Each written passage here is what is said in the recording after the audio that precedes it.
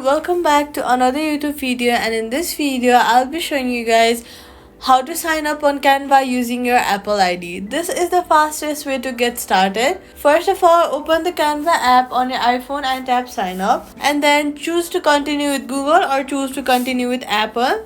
Then click continue. If you are using Google, then type in your Google email phone, or you could use your passkey. After that, go ahead and click continue, and that's it. This is how you guys can log in or sign up into your Canva account from Google. If you want to see how you can sign up from Apple, then I have uploaded another video which you can watch later. Now, safety tip, double check which account you are using to avoid mixing professional and work design.